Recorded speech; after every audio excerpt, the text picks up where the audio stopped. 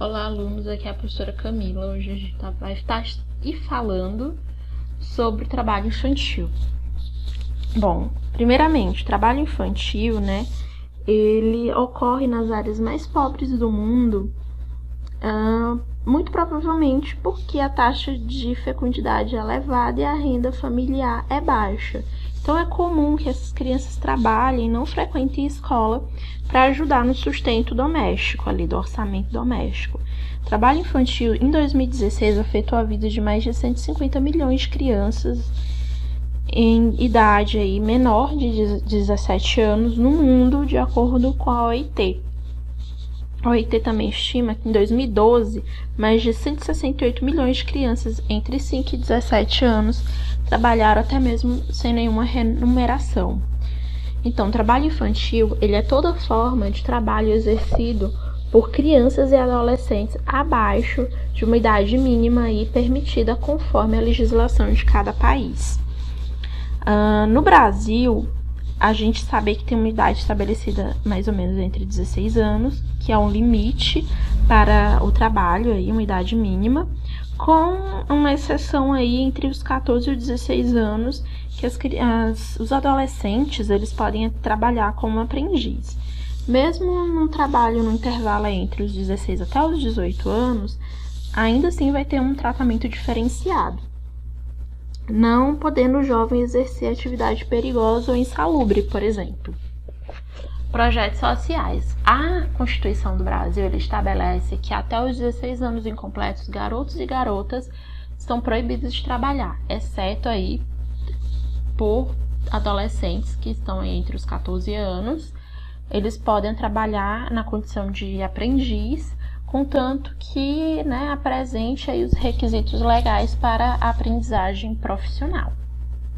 Então, embora seja permitido que entre os 16 e os 18 as atividades possam ser realizadas, há algumas coisinhas que têm que ser seguidos. Por exemplo, o trabalho não pode ser executado em horário noturno ou em período que comprometa a frequência escolar. Essa criança tem que estar matriculada, esse adolescente, esse jovem tem que estar matriculado na escola. Além disso, não pode ser perigoso, não pode ser insalubre, nem penoso, não pode ser exercido esse trabalho também em local que prejudique o desenvolvimento físico, psíquico, moral, social desse jovem. E que tipo de trabalho essas crianças geralmente elas são encontradas? Bom, elas podem ser encontradas na agricultura, realizando trabalho braçal pesado, exposto a uma série de riscos. Introdução, também eles são às vezes introduzidos a um maquinário, por exemplo, a produtos químicos. A OIT mantém programas de atendimento no Nepal ou na Tanzânia, por exemplo, onde é muito comum tem um índice muito alto de crianças em zonas agrícolas, por exemplo. Na indústria também é muito comum, principalmente na Índia, por exemplo. As crianças elas realizam trabalhos perigosos na fabricação de vidro, construção e na tecelagem de tapetes, por exemplo. E em casa de família, em casa, cuidando de irmão, cuidando da irmã mais nova, por exemplo, ajudando nas empresas familiares. Então, tem muito caso de trabalho doméstico, E aí provavelmente o tipo de trabalho que é mais difícil de você saber se é trabalho escravo, se é trabalho infantil ou não, porque ele vai estar dentro de um conceito, dentro do meio familiar, em uma condição de isolamento. Muitas vezes também esse jovem, essa criança pode estar sujeito a um abuso físico, sexual, emocional. Então é difícil estabelecer o que seria trabalho infantil dentro de um âmbito familiar. Mas se sabe, que em caso de trabalho doméstico árduo, em que há um desenvolvimento de um isolamento, com horas excessivas, sujeito a abuso, e que é muito comum no Brasil, na Colômbia, no Equador e na Indonésia. Em regime de escravidão, por exemplo, também você pode encontrar crianças, trabalhos similares a, por exemplo, trabalho servil, prostituição. E aí essa última é muito comum, não só no Brasil, mas no Quênia e na Tailândia também. E crianças servindo aí em regime escravo também na Índia e no Nepal. Aí a gente tem aqui a criação do Instituto da Criança e do Adolescente, que ele foi criado na década de 90, né? Então, você tem aqui várias coisinhas que tá aqui da violação, né? Quais são os direitos dessa criança. Ele tem direito à vida, saúde, liberdade, respeito, dignidade, convivência familiar, comunitária, educação, cultura, esporte, lazer, profissionalização e proteção no trabalho. Então a gente tem aqui ações governamentais e não governamentais para assegurar esses direitos e que na política de atendimento eles devem ser assegurados. E medidas de proteção também, como o conselho tutelar, quando essas crianças elas são encaminhadas à representação, por exemplo, ou no conselho tutelar, isso aí é muito comum. E a gente tem, né, por exemplo, trabalho infantil no Brasil, ele é um fenômeno que ele é tão velho quanto a história do Brasil, porque desde a colonização a gente tem aí crianças indígenas, crianças negras que eram incorporadas ao trabalho. Então, no século XX, aí, com o crescimento da urbanização e a migração interna, né, se intensificando, a mão de obra, em especial pelo setor informacional, por exemplo, cresceu. Então, diante desse quadro aí, controlar a evasão escolar é sempre um desafio para o poder público. Muitas vezes, tanto na cidade quanto no campo, a infância tem curta duração. Então, as crianças vão trabalhar nas mais diversas áreas, aí, como a gente viu. Muitas vezes, eles podem ser abandonados à própria sorte, pode se envolver aí com tráfico, com prostituição. Então, a obrigação de assumir precocemente função típica de adulto, né, vai comprometer o físico, o psicossocial dessa criança, além de fazer com que ele vá, por exemplo, perpetuar um ciclo de pobreza, porque uma criança dessa que está fora da escola, elas têm chances quase nulas, né, de conseguir galgar, né, outros níveis, por exemplo. Então, a competição de bons empregos, consequentemente, uma boa remuneração é remota para essa criança. Então, a sociedade reforça o exército dos excluídos. E a exclusão social é um passo para a marginalização, que é muito comum no Brasil. E aí a gente tem alguns, né, programas governamentais que tem como a assistência aí da criança na escola, como Bolsa Escola, Bolsa Família, o próprio incentivo do governo, né, que faz com que os pais mantenham a criança na escola e afaste ela do trabalho. Dando procedimento aqui a aula falando sobre trabalho escravo. Então, a presença do trabalho escravo ou em situação análoga à escravidão, tanto no campo como na cidade, é uma coisa que está comum, comum de se ver não só no Brasil, mas no mundo. E é uma das formas mais comuns de escravizar, né, uma pessoa, um indivíduo, é por meio de dívidas. E o Brasil, ele tem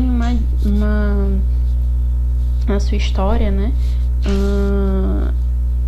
um passado, um fenômeno, infelizmente, entrelaçado à sua história, né, a da colonização, por exemplo. Então, falar de trabalho escravo nesse sentido, né, também remete àquele período histórico. Então, é muito difícil inferir, por exemplo, dados relativos ao número de trabalhadores em situação de trabalho escravo pela própria característica desse tipo de exploração de mão de obra. Então, a Organização do Trabalho estima-se que o número de vítimas no Brasil seja em torno de 40 mil trabalhadores e a maior parte deles no campo. Reduzir alguém à condição análoga de escravidão, quer submetendo o trabalhador, né, a forçado ou a horas aí exaustiva, quer sujeitando a condições degradantes de trabalho, quer restringindo, né, por qualquer meio a sua locomoção em razão de dívida contraída com o empregador ou pressuposto, configura-se como trabalho escravo.